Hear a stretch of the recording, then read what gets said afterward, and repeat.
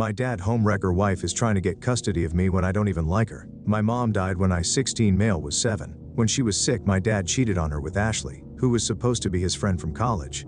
How I found out was at my mom's funeral. Ashley's ex attacked my dad and called him a hypocrite for acting like a grieving widower when he'd been fricking Ashley for weeks. One of my uncles took me away while the other two stayed to find out what the hell was happening. But I heard enough. My dad moved Ashley in with us later that week. She was trying to be all sweet and caring to me, and she tried to take care of me, but I was angry at them both, and I hated that they'd done that to my mom, and that she actually came to mom's funeral. She told me what her ex said wasn't true, and that she was just helping as a friend, but a couple of months later she's pregnant and they're engaged, and they got married before their first kid was born. Right after the baby was born, my dad kicked Ashley and the baby out, and they got back together a while later. They were on and off like that ever since. I hated living with them, and I hated both of them. Even today I don't think either of them is a good person, and I don't respect either of them. My dad doesn't care, so he just lets me do and say what I want, and I spend a lot of time with between my 3 uncles.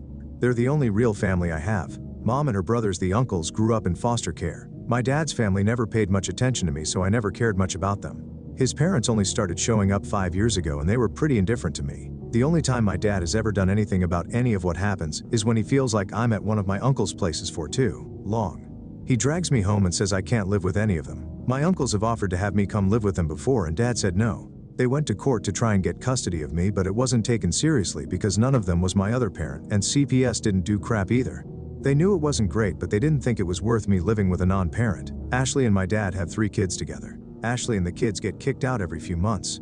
She always tried to get me to like her, but I ignore her mostly. I don't care about the kids either, and I don't do anything with them ever. In September, Ashley filed for divorce, which is the first time that ever happened. But she found out dad was cheating on her with someone and she was done. Not all the time she and her kids were homeless, but the cheating did it. She told me she loved and wanted to ask for custody of me.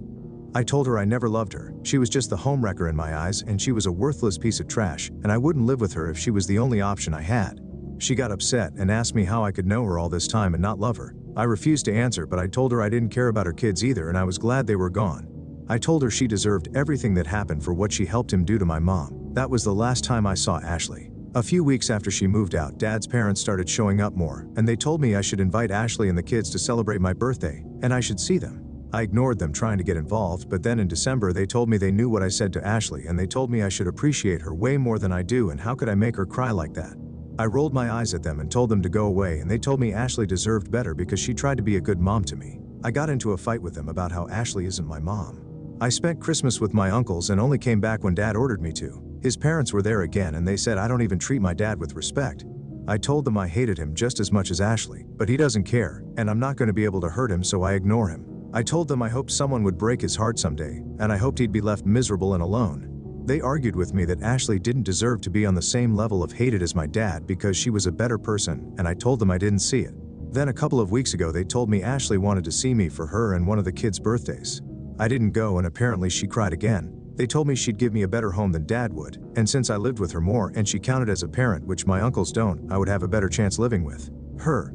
I told them I'd rather be homeless. They complained about my attitude, but I walked away from them. They heard me asking dad to let me live with my uncles, and when he said no, they told me I have an option that I won't take. My uncles looked for legal advice, but they're not going to win, and if I refuse to go home, the police would take me home because he's my only parent, and even at my age they'll do it.